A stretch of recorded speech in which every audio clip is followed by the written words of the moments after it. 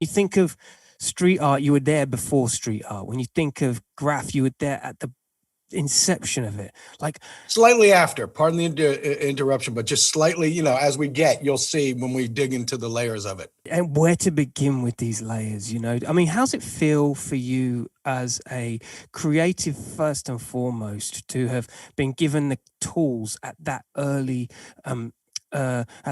stage in your career? That's just like, okay, this is spray paint, this is the surface, okay, let's go to town on it. How was that for you when you saw that world come into New York? I mean, for me, I'm a little younger than the earlier generations, right? So where I place on that time chart, there was a lot of discovery already happened. When I stepped in, it was probably, like the early 80s. And by then, the development of what was a very simple, loose outline turned into wild style, what we call wild style piecing and all that, So I saw a lot of early subway art. It wasn't until like the late 70s, very early 80s of taking the train to school and starting to decipher what I was staring at, not knowing what it was, and just sort of investigating. And that's how I sort of learned. And so for me, I feel blessed today when I look back and I say, wow, that's my training. I didn't go to art school. I learned from my peer group. I learned by people I respected and looked up to. It was a different period of time back then. Life was a little slower, before things commodified, before you were getting paid for what you did. It was a passion movement. And, as Scheme so poetically put it in Style Wars, we didn't do it to go to Paris. We sort of did it back then because that's all we knew. We didn't have that, if you ask somebody in 1982, the 5-year plan, I don't believe email, internet, travel, those things, really, we didn't see that far. And those sort of things weren't part of the daily conversation.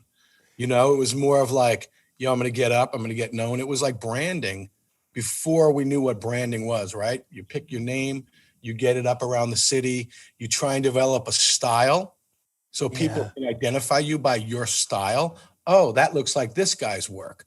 Consistency, trial and error.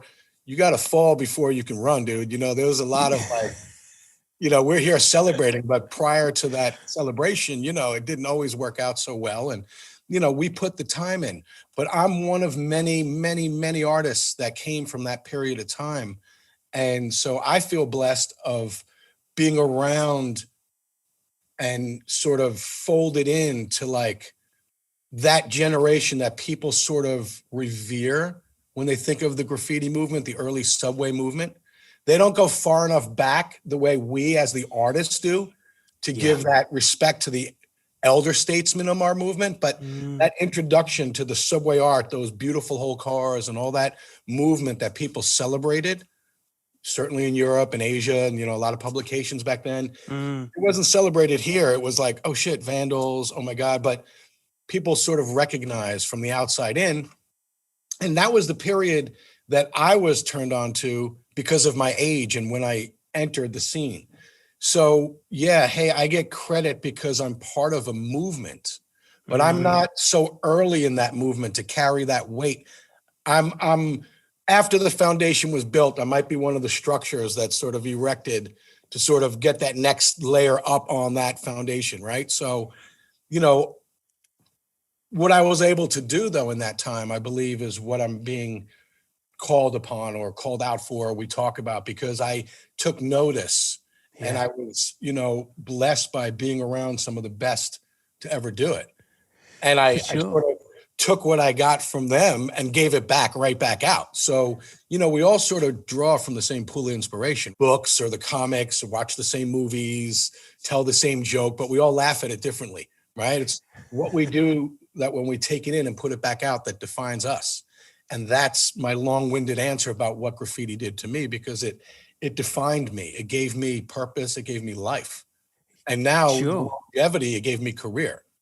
So in such a major way. Going back to what you were saying about the elder statesman and you being one of the kind of one of the pillars of the scene, it's somewhere in that structure. there were definitely telltales of like earlier creatives and adopters, but I think from an international standpoint, as I'm sure you'll appreciate, it's like when you have so much coming at you at once, time becomes a nothing. It's weird. It's not irrelevant, but time becomes this. It's a constant. It's a jet stream of artistry and the fault lines in which you guys have introduced within the scene are obviously a little bit more blurred. It was before internet, and there was so much going on, and New York as a whole, well, being the media center it is, it just took everything that you guys were doing and just threw it out there into the world. Do you know what I mean?